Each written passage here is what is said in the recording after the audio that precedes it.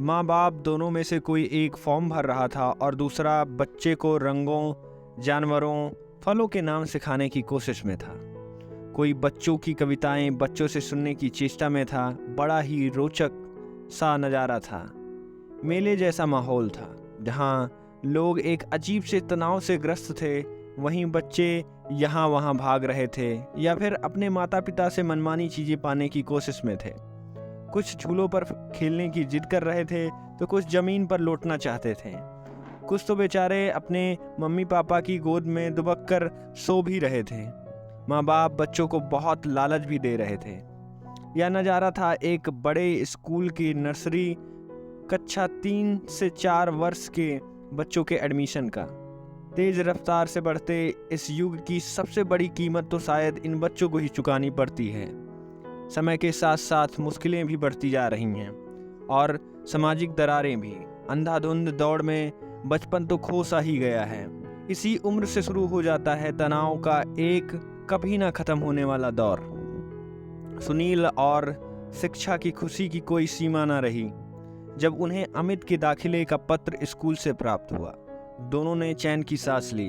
अगले ही दिन जाकर स्कूल में प्रवेश संबंधी सभी कार्यवाही पूरी कराए।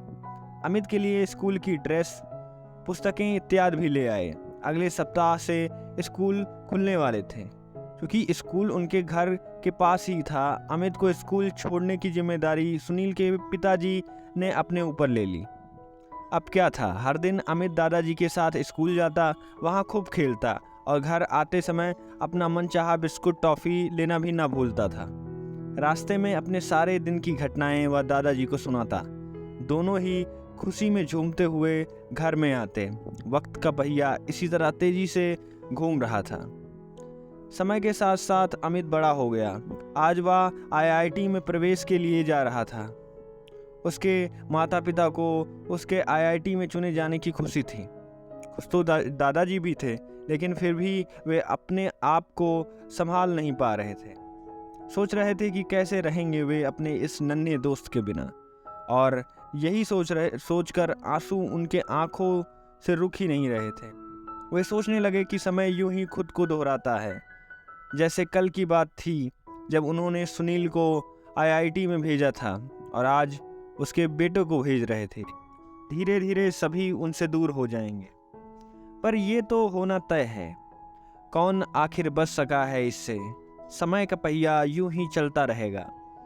यह सोचकर दादाजी की नम आंखों में चमक और उदास चेहरे पे एक मीठी मुस्कान बिखर जाती है।